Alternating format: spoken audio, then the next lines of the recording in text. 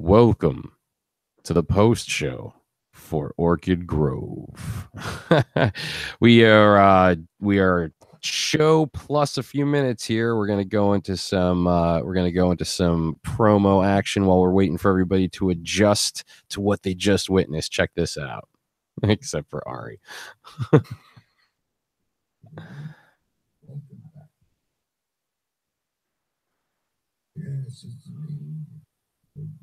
I don't even know. Is the audio going out over the call? Hopefully it is. If it's not, we'll come back from this. I think it's quite faint, but it is going out, yeah. It is? Probably doesn't help that I'm talking over it. How talking dead can you get, right? Well, all right. This was a fun idea, but it's clearly not working. So let's go ahead and bring it back to the live call here. You guys can all go check out that promo over on the Orchid Grove Facebook page. But man, that was awesome. What was that like listening as the creator finally debuting here after we spent all that time kind of hyping it up beforehand? Now that it actually went live, what are your first thoughts before we start bringing in the cast of characters? My first thoughts were it sounded really good. As you'll know when you listen back to yours, there'll be a couple of moments where you're like, oh, I should have did better sound design on that. Oh yeah, you know, that always happens. Yeah. Definitely you're kind of like, oh shit, that sounded great on my headphones. Yeah. I don't know what happened there. But you know, what are you gonna do? Was there anything that stood out to you that came out like better than you thought it was gonna be, that when you heard it you're like, wow, that really worked? I quite like the transition at the start from the radio station into Cara Shaw's car and then into the diner. I thought that kind of worked well. That's something that happens as the episodes go on, a transition between scenes, kind of like that. Noises kind of bleed out into the next one. Nice. I don't rely on the theme music as much by episode 2. Yeah, I mean, I think sometimes though, if the theme music is cool, like I don't mind it, but I do find myself sometimes more heavily relying on some of that than I want to. But you know, we're sort of reshaping the medium a little bit, I think, and I think definitely the projects we're working on are a little daring in that regard. Is there anything you're immediately thinking like, oh crap, I got to do something about this before we do episode 2, or is it kind of like, all right, I'm good now, I can chill as we air the rest of the episodes? No, up till episode 4, everything's hunky-dory, so we're good to go. Awesome. Yeah. All right, let's see who's ready to join the call. Of course, I hit the wrong key. Join us. Let's bring in some young talent. These are some folks that we actually didn't get a chance to talk to before the show, but you heard a young voice in there. Actually, funnily enough, in my mind, calling out an older person for not standing up and not not sticking to their guns more. This is young Darwin from the Hollow9ine Network, who is under an assumed name for this Google Hangout here. So we've got a director actor sitting down face to face. Drew, tell us a little bit about what it was like working with Darwin, and Darwin, tell us a little bit about what it was like being on Orchid Grove and what it was like hearing it premiere tonight. Drew, you want to go first? No, you can go first. I actually found my character kind of amusing because, well, first of all, I'm younger than the character I play. And second of all, I've never worked a day in my life at any kind of store, like at all. So I find it extremely hard to relate to my character in any way, but like I find it fun to channel my angsty teenage insides to play this character. Yeah, I found working with you a great process because you supplied multiple takes on every line and every take different from the last one. So it was always easy to work conversations in the show around that. Like someone might have only supplied like one version of a line. I could work your stuff around it to make it sound more realistic. So it was a great process. You always have your lines in on time, which not everyone does. So, a lot of subtle jabs being thrown tonight. I also on my audio myself too, so I'm proud of that. But what was that? I record all my audio by myself anyways, so I'm kind of proud of that. Yeah, he's definitely like I've been saying for a long time behind the scenes, he is a secret weapon of any project he's involved in. Definitely. So Yes. definitely, if you're out there thinking, man, I wonder what it'd be like to work with young talent, this is the kind of young talent you want to work with right away, without question. So all those casting directors out there who are going, hey, we need someone with that look, or we need someone with that voice. Feel free to shoot us a note, and I'm sure we'll be able to get some really insane traction with young Darwin. He adds a lot to the projects he's in with us. I'm happy to be working with him, and I thought your part was just awesome in tonight's show, man. That was like when you call that guy out, you're like, what the hell, dude? You know what I mean? Like he just destroyed half your store. Like, you're not even going to like say anything. You're like, just like, oh well, that's just normal. And joining us now, all the way again from the world of ranting and raving, and now from the town of Orchid Grove, Father Jessup himself, Mr. Steve Hanish. What's it like on the other side, man? Oh, that was incredibly enjoyable. That was amazing how I actually sounded like I fit in that scene with those actors. Great job, Drew. That came together very nicely. I thought that was very well paced. All the sound was great, the sound design. After Dave's character rips me a new one in the one scene, his boots walking away, you can feel that. I couldn't remember if that was in this episode or the next one, so I didn't want to say anything about it in the pre-show, but I was just like one of my favorite moments when I was reading the scripts was when I got to that, and I was like, yes, I get to do that. I get to walk through and smash somebody's store. That was like, oh man. And I had no idea even reading it that I'm like, oh, that's Steve's part that I'm doing that. Like, oh man. That's crazy. It's exactly what TW was saying earlier. Like, we're never 100% sure where it's going to wind up and who's going to be playing, even though we're in these group chats and we're all talking about it. It's these moments when we're hearing it come together and come to life that it's like, yes, this is now my destiny has been realized. It's like I'm reading that and I'm like, okay, that does make sense for my character to not say anything, blah blah blah. And then I see it's like Dave reading the other lines. I'm like, oh, I would have loved to have done something different if I knew that.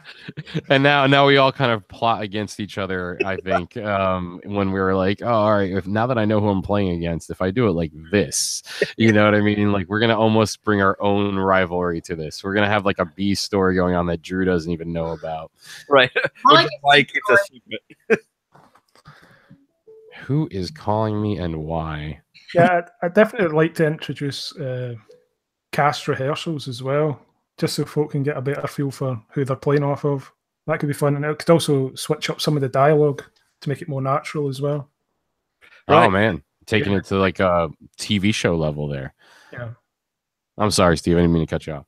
No, I was just saying that makes a lot of sense. That would give some of the scenes when we record them a little bit more of a depth, a little more feel for the lines. Mm-hmm. All right. Well, we should have coming to the floor. Hopefully, Mr. Blaine will be joining us again momentarily here. Mr. Blaine Sealand. Although I've got TW like begging for the link over in the other chat, so I'm gonna say TW join as well. And Ari, stop calling my other Google Hangout. I don't know who's calling or why, but I've got things ringing when they shouldn't be ringing. I haven't called you, I swear. You did one was you, and the other one's Blaine. That's amazing. This is what happens. I'm gonna just make fun of you live now. I'm sorry, I literally just sent you the link. But come down to the floor right now, Mr. TW Brown, or should we say Mr. Thomas South? How are you? What's it like being on the other side of the premiere now? Oh man, that was such a blast to listen to. I'd read all my stuff, and I'd read a lot of, I kind of scanned through the entire episode as I would get them, but didn't dive as deep into it as you got to do when listening to everything. And so to hear it all come together was sort of a rush. I mean, it was really enjoyable. fly by night, man. Now that you say Rush, I'm just like, oh, wait a minute. Oh, we went through that last night. A little Easter egg for our Mindhunter podcast. But yeah, man, we've all been through this before too, and it's kind of interesting to me how different it is each time. Yeah. And this one especially, I don't know, for me it's like being on the other side, so I'm right there with you about the whole, like, I also like taking the break that we all say, hey, go listen to the show. Oh my god, Blaine, for real. For real. I'd say that the chemistry between Dave and TW that comes up in the later episodes is really, really spot on. You'd think they were in the same room when they're talking. Looking forward to hearing that. That was, and I remember that was the first one that when you told me who was playing the part opposite, you're like, oh yeah, this guy's playing your dad. Like, oh my god, I'm playing against like the big bad in my show. So that means he must be kind of the big bad in this show in some way. All right, Blaine's having some technical difficulties getting the right link here for some reason, so we'll just keep plugging away while we wait puff, for pass. Blaine to Remember, join us. Yeah, exactly. For real, man. Always to the left. Always to the left. What else? It's a cool feeling being on the other side of this now, where it's like we were sending lines, reading scripts, like putting in all this. We don't know what it's going to be, and now it feels like we're a part of this world. Like, I know some of where my character goes. You guys know where your characters go, but it's like I'm really excited to see how they fit, how the pieces fall out now that this place exists. You know? Yeah. It may have existed in our minds as we were creating it for the moment we had, right? But now there's cohesion, right? So now we can all. I think even when we get scripts now going forward, season 2, we're all going to kind of see it and feel it differently. Right. And speaking of seeing and feeling, we've now finally got Mr. Appalachian Pie himself huffing, puffing, and passing. It's amazing how we called that. Welcome to the post-show. What do you think, Blaine, now that you've heard kind of what your character is? What is it like being on the other side of the premiere? Honestly, it scares the shit out of me. Still? And I love that it cut right to the kid as soon as he said scared the shit out of me. There's a kid here. Oh, whoops. That's okay. Hey, it happens. I don't care. It's a good job with half the lines you have to say in the show. No, I'm just afraid that my character is going to get a bit more dark than I want to admit that I can go. So, kind of freaking me out. Yeah, we've all kind of started assigning darker tones to Blaine when he brings it to the audio dramas. I think like I killed him in the first scene he was in Tangent City, and I was like, he died really well. like that was a believable death, man. He was coughing up blood at the end of that, and it's like, all right, well, let's see what else we could do with this. And it's kind of followed him over into Orchid Grove. Knowing what you know without spoiling, what are you sort of excited for now, as far as now that you've heard your character interact with other people? Do you feel like you've had a good handle on the tone, or has your view of your character now shifted a little bit to the point where it's probably going to be kind of like wrecking around in your brain until you get a new script to try and experiment and flex those muscles in a different way than we have so far? Well, honestly, I'm sorry. Jump. Yeah, he's at the end of the row on mine, so I'll say I'll start from the left part of the row. Blaine, you go first. Well, honestly, I would have to say that as far as the character that I've been given, it kind of frightens me as to how much that character seems to embody a lot of the way that I'm just naturally drawn to be, because that weird, what's the word I'm looking for here? The meekness that character has, I love being able to play with that, and then he's going to grow out of it. So, yeah. TW, you're up next.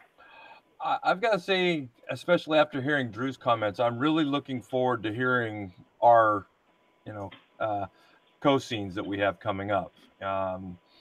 I forgot while I was recording. I forgot who was playing opposite me. So to know that it was you now, it's kind of like now I'm looking forward to it a little bit more. You know, because we have a couple of interactions that are terse. I guess is the best way to put it. And so I am looking forward to hearing how that rolls out. There's definitely some intensity on its way. There's definitely some things that I'm kind of bracing for now. And even I think I had a little bit of insight on that because I kind of pressed Drew for a little bit when I was in the recording phase. So there was a point where I kind of started saying, oh, okay, if he's going to be the guy opposite, I think this will line up good. And tried to kind of imagine being scared of you more than I am right now. So I think it helped a little bit. I'm wondering if this is going to affect how we interact on Mindhunter going forward. Darwin, what do you think as far as your character, now that you've heard the scene put together? We already know that you don't actually have the work experience to be pulling from for your inner resources, as they call it in acting. Do you feel like you had a good idea of where the character was? Do you feel like you have a different approach now that you've heard one scene or the first episode? No, man. Like, seriously, I'm just going to do the exact same thing as soon as I'm done over the place is cold. Because, yeah, honestly, apparently my process works, and it's just shifting my tone like a few octaves at a time. What I'm excited for is seeing my character in later episodes, because I kind of am out a little guppy gang after this episode. Nice. Steve, what do you think now that you've heard Father Jessup in action? Everybody else took my answer. He's a dirty bastard.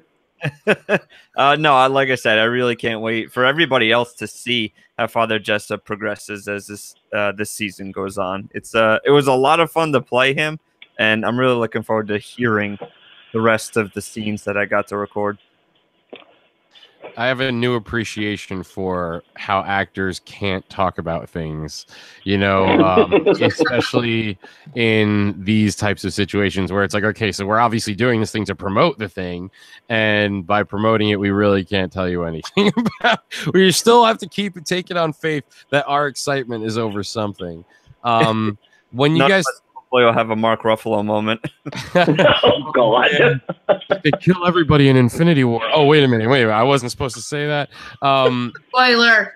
When you think about what it was like when this sort of phenomenon all started for all of us, and the idea of doing these audio dramas first was being introduced, and where we are now with it, how do you guys feel as far as like the potential of this format for storytelling? I mean, a lot of us come to the table with writing experience and slightly different approaches in the same sort of milieu.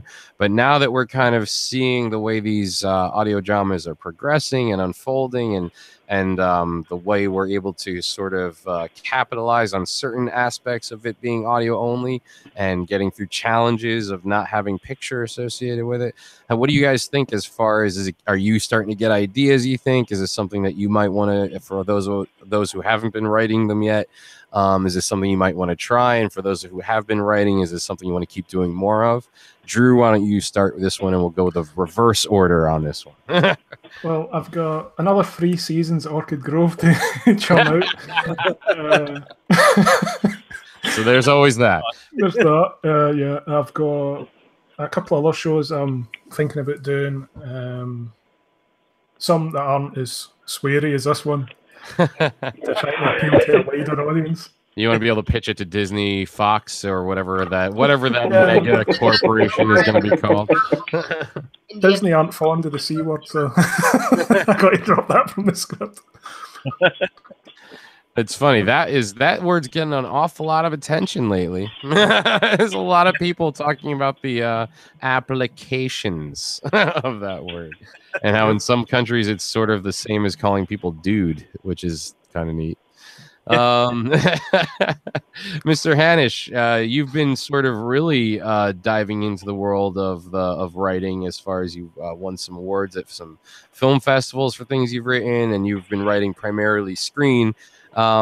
when you see what's going on, what we've been starting to pull together with these audio dramas? Any ideas as far as writing for them, or is it sort of given you some interest maybe in the genre, changed what you're looking to do, expanded your interests? Tell us a little bit about it. I tell you, with the both of you certainly stepping up and delivering this thing, it makes me kind of shy away because I don't have the editing experience of putting these worlds together like you guys can. Writing something like this would certainly be pretty cool because there's a certain scope with audio dramas that you can do whatever you want. So that part is definitely enticing and something I've been kicking around for sure. I don't have any concrete ideas or anything yet. I'm right now just enjoying Tangent City and Orchid Grove. Nice. Well, now when we come to Darwin, this is sort of a loaded question because it may be less known, I guess, out there how much of the world of Tangent City, or at least the underworld of Tangent City, has been the sort of brainchild of this maniac on the show with us right now. But when you think about the idea when we first started talking about doing an audio drama, and then when Drew's audio drama was being developed and you were going to play a part there, what has this done for you? Because, I don't know how much you want to tell everybody about the experience you've had so far, but you've been on some movie sets, you've met some famous people, you've got some envy from the crowd here in the gallery watching. But what do you think now that audio dramas are becoming kind of a thing? What are your thoughts? Well, honestly, I think that audio dramas would be the future of any kind of entertainment because, first of all, it doesn't have the limitations of TV because you can write, you can add auditory sound, but your imagination can fill in the gaps. Like, adaptation of what your mind is, like, telling you. Like, your imagination creates the pictures. So that way, a lot more things can be expressed fully and everyone can be happy. And honestly, I think that's like the best thing that can possibly happen. As for audio dramas, I still want to write a lot of them. I have a few ideas that I need to flesh out, and I'm still really working very hard on Tangent City. I mean, you are right. I have written basically the entire underworld and other hierarchies, and yeah. Yeah, I actually have to consult him for stuff, which is crazy. I have in a corner somewhere. I just have like a bunch of my ideas written down that have just become fact over the years. And not only that, but I actually have to help my mom produce a new audio drama that's coming out this summer called Current. And it's all about making. I know, right? I was gonna say, I don't know, or how much of this you're allowed to say.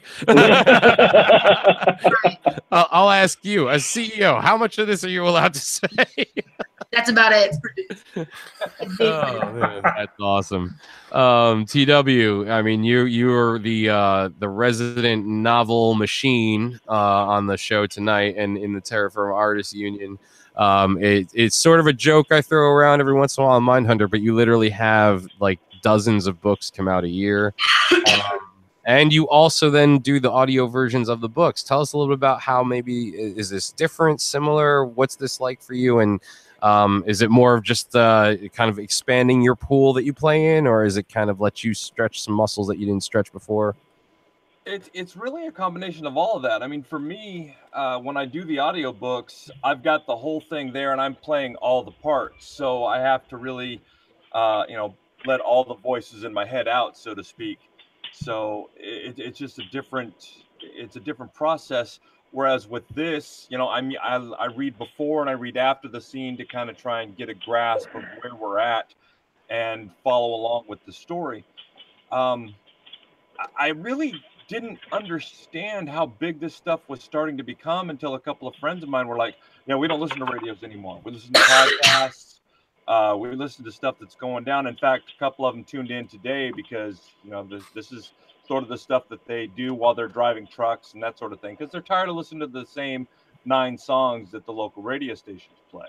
And I do believe that this offers a much broader scope entertainment-wise. I'm kind of hoping that one of my pieces that's sort of drifting around in some hands maybe gets this treatment.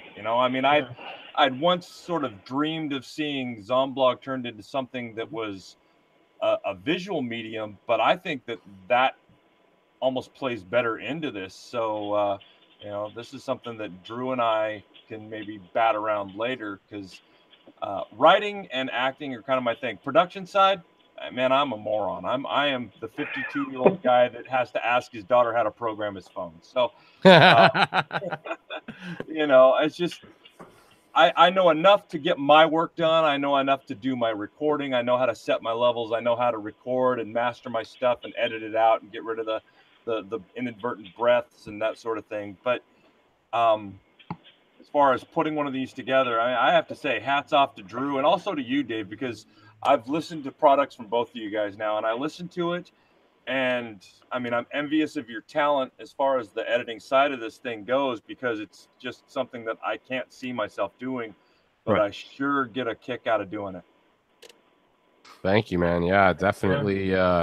I gotta say, like, when Drew and I are kind of sending each other stuff, we're probably the ones that are the most nervous sending it to each other, because we're both like, all right, I know you'll be able to hear if this is wrong, and I know you'll also probably know how to fix it, which will make me feel like an idiot. You know what I mean? So it's also, but you know, again, being able to act in one, it really kind of puts the appreciation on both sides for how hard this is. In general, especially for people who don't do this kind of thing at all as part of their professional life. Speaking of, one last thing, you guys are so damn patient with all of the, you know, with all of us at the other end, because I mean, you've got to basically herd cats across the river trying to get us all. Tell me about it. You know, I talked kind of on the side with both of you guys, and I'm one of those people that, you know, you send me the thing and I just like to have it out of my hair within 72 hours just so that I know that I've gotten it to you. But I know that everybody's got so much going on, and for you two guys to do what you've done with both projects, to keep reaching out to people and say, hey, those lines you were going to send me last week, still sort of waiting, you know? And try last month. Yeah. With that degree of patience, I mean, you guys are, you know, I mean, if I was Catholic, I'd put you up for sainthood. But oh wow, I'm guilty as hell. Well, we'll boondock Saints our entire audio drama club soon enough, I think. But I think one of the people I definitely am interested in their take on this is Mr. Appalachian Pie himself over here, Mr. Blaine. Tell me a little bit about what this whole process has been like coming in and acting, and also, you know, since people are dropping all kinds of exclusive behind the scenes, heard it here first kind of info, you're not too much of a stranger anymore to the writing side on this as well, right? You know, like, I think it's safe to start seeding some things that Mr. Blaine's got in store for expanding some areas of Tangent Cities. Some new construction is going to happen as a result of some ideas that we've been chatting about. Well, fuck, you put me on the spot there. Everybody else has been at every moment of the show. It's only fair. I don't want to treat you differently. I don't want to treat anybody differently than anybody else. Well, first of all, as far as Orchid Grove goes, I'm really curious as to how strange my character is going to go, because I've got a feeling that he's playing a role and it's not really him. So we'll see what happens with that. And as far as what you referenced with Tangent City, and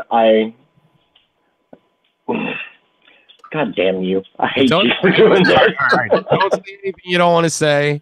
I get that I definitely threw you to the wolves a little bit, but you know, I just if I could ease you into it, I'll say you came to me with an idea, and I was very impressed with what you had done. So start there. We decided that we were going to approach a slight subplot, shall I say. And I've got a cast of characters that is about 12 deep, I'm wanting to say. I only knew about 5. So you heard it here first. Orchid Grove's pulling the truth out of everybody.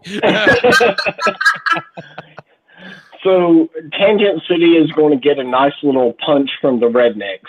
So yeah, we'll go from there. But now, have you written anything like this before? Is as far as writing goes, what is your experience like, and how is sort of being involved in projects like this made you want to try this? Because to me, you came to this with probably better prepared than you think you were. and I'm just trying to throw it out there to Drew. Like, if you happen to be open to people coming up with ideas, Blaine has some shockers, and he's definitely I think anybody at this point, if you feel inspired, run with it, but Blaine definitely has got some cool ideas. Okay, as far as writing and everything, yes, I did it a lot when I was younger. I got away from it over the years, and as sappy as it's going to sound, it wasn't until we all got to know one another that I felt more comfortable about reapproaching that part of my life, and it's made a difference to me, because I really, really love the fact that we are so collaborative, and it does feel like a family. So what it is what it is. And as far as Tangent City, Steve, I'm sorry, you're going to die. Oh. Spoilers. Yeah, I know, right? Jeez. Well, now we need to corn off this entire live stream. They cut the film, cut it. Can't let spoilers get out. No. I've already spoken too much in the premieres before now. Yeah, he's a little tyrant, man. Yeah, it's like director. Yeah, executive EP over here. Drew, what's it like to hear that kind of response and that kind of feedback, or even some of the things that everybody's been saying about what it's been like to be a part of Orchid Grove and the sort of boom that we're seeing in audio dramas that, we're hopefully all of our folks have tuned in over at milehighradio.com. So just wanted to thank for the airspace and for the exposure and for all the folks who've been able to find us that way. But Drew, what's it been like hearing about this sort of now that we're on the other side? We've made it through our first day of battle here. It's always great to hear about people thinking about writing stuff themselves. As a writer, that's always pretty much my go-to thing. Like, the editing the audio and stuff is fun. If you drink, basically. Yeah. Other than that, it's not. It's a bit of a grind, but the writing part's the fun part for me, basically, coming up with the characters and trying to work out how they all fit into the show. So to hear Blaine talking about writing again after not writing in a long time, it's really cool. Look forward to reading some of his stuff. I have a project. One of the projects I've got coming up, I might need a writer to help me on. So Look at that, man. You never know what can happen when you just put down the anxiety and give things a try, which I'm not saying is an easy thing to do. And I definitely, one of the goals I had with Tangent City and bringing it to Hollow9ine was, all right, at some point I want people to feel like, hey, I've got an idea that I think will work in here. Let me try it out. And Blaine was one of the first ones to come out of the woodwork like that and say, I was thinking about this, and it wasn't like, hey, I wrote this paragraph on a napkin and I want to do that, and you're just like, what the hell is it? It was like a really well plotted out. He even used the format of the scripts, which we've heard people talk about before. If you haven't watched any of the State of the Union videos from Terror Firma Artists Union, go check those out. We got Samson Lancaster, who's one of our good friends, a fellow podcaster, and he's actually got an audio drama as well that we're going to be hearing not only on milehighradio.com but also on Hollow9ine Network. So it seems like we've got a garden growing here, and it's one that I'm not looking forward to running through and dying in like Corleone, but definitely happy to have it starting to sprout and see where it goes. Anything that is on your mind, guys, as far as now that we've got another 5 weeks, another 5 episodes of Orchid Grove coming down the road? Any impressions that you're left with? Any mysteries that you're particularly looking forward to unraveling? What sort of was the biggest hook for you as we came out of episode 1 here? And Darwin, let's start with you. Everything was a hook. Like, I literally just read my lines when I got the entire script, and that was it. I'm like, wait, there was other stuff? How did I not know about this? So, yeah, I'm just going to be... No, it's funny when you're usually on a show like this, that's when they only give you your pages so that you don't spoil it for anybody. And here, Drew's giving us all the whole thing, and we're all just like, yeah, nah, dude, I'm just going to read my stuff.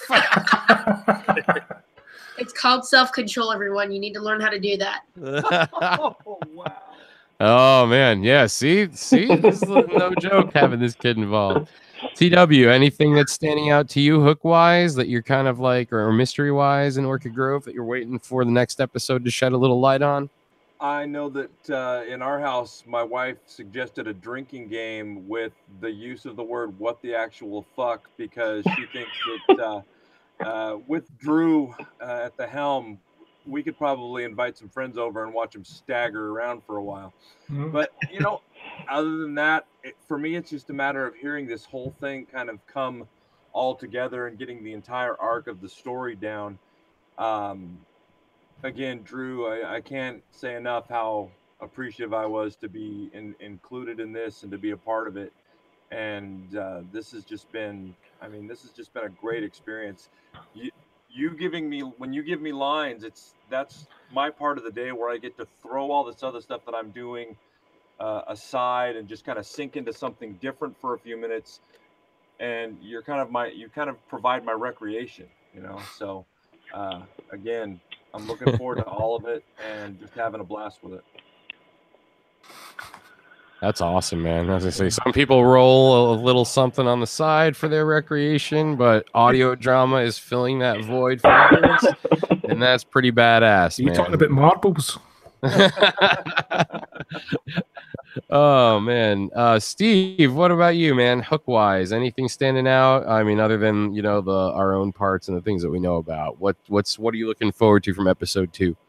Well, for the rest of the whole series, I'm looking forward to seeing how it finishes. So I specifically read the first 4 scripts on purpose and then left the last 2 out on purpose, just reading my lines.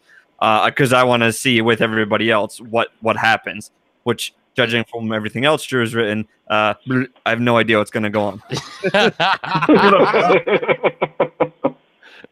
Oh, man. Blaine, what about you? Anything on the tip of your tongue as far as the must learns and the must knows for the next episode or for the rest of the series? For the next episode, I don't think I'm in it whatsoever. No. But I would have to say I am truly impressed not only with what we have accomplished in the short time that we have all known one another, and the amount of content that we have put out. And that to me speaks volumes about the difference of how we all met. So I love it, and I really hope we keep going forward with it. And if I can do anything to help any of you guys, please, please, please reach out to me. Consult with me before you do anything else. Oh, shut up. So this is the problem once you let Pandora out of the box. Pandora. You're Pandora right now at the moment. Drew, anything that's you know, now that we've been through the premiere, anything that's on your mind as far as the way the rest of this is going to play out? Anything you're looking forward to? Probably doing more of these pre and post shows, and anything else as far as promoting Orchid Grove that you're looking forward to? The promotion side's a bit weird for me. I never know what the hell you're supposed to do. I just put stuff up and go, listen to this. If you I'd like to point out, I'll probably butcher her name when I'm trying to give her a shout out here, but Tanya Milosevic does a great job as Cara Shaw throughout the series. She actually had every line in about 3 weeks. So Wow. I had all of her dialogue before anyone else had sent any, which was quite nice. And I'd like to point out that to anyone who maybe didn't realise that Thomas G. Waits was playing her father on the tape. If you don't know who he is, he's in John Carpenter's The Thing. He's in the movie The Warriors and a whole bunch of other big films. So he was kindly did a cameo in it for us. Yeah, it's badass. That's probably one of the things I want to brag to most people about being in a project that he's involved in. I'm like, yo, dude, it's like fucking Windows, man. Like, on top of that, his read in this episode, there's a band I've been listening to, especially when I was really heavily writing the first 5 episodes of Tangent City, called Gunship. And they have a song called Tech Noir. And at the beginning of the video for that is John Carpenter doing a read very similar, like a tape left behind. Like, if you're hearing this, the world's been destroyed. And for some reason, listening to the premiere, when all of a sudden Thomas's part came up, I was just like, oh, dude. Like, I don't know if you did that on purpose, but you are so homaging Mr. John Carpenter right now. And I'm pretty sure that just added an extra level of badass to the show, into the episode. So, oh my God, so awesome. And yeah, you know, those are the kind of things that happen in places like the Terror Firma Artists Union. So for anybody who's joining us live for the post show, and or who's watching this down the road, because we're going to keep it up for a while, you know, that's a place where these kinds of things happen.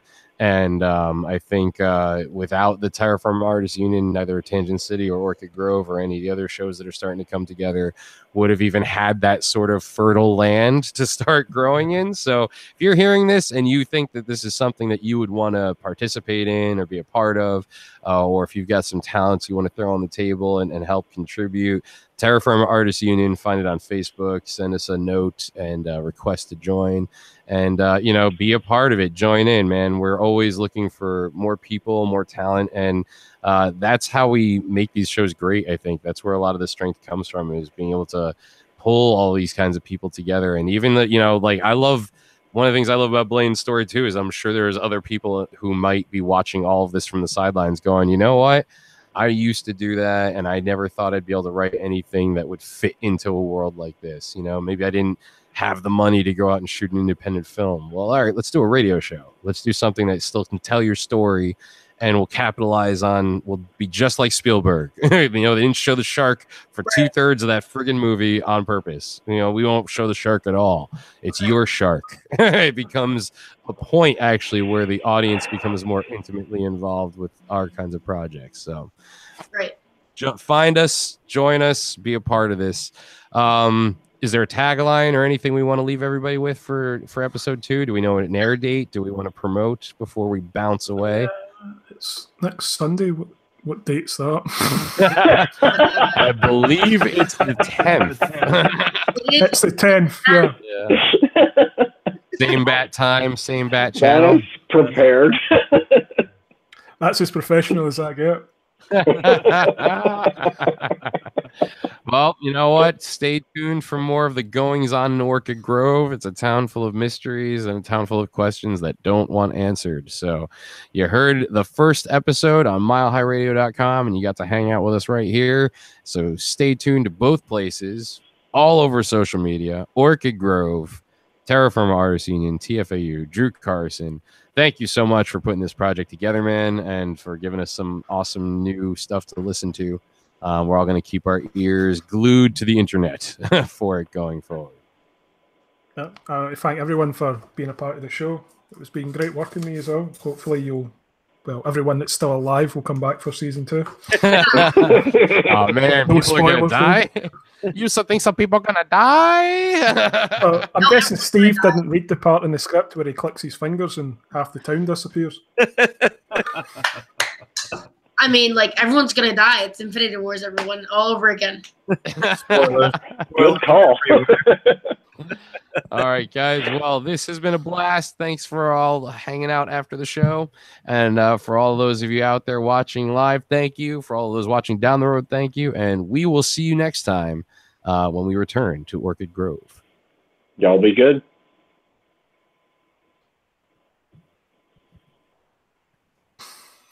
Silence.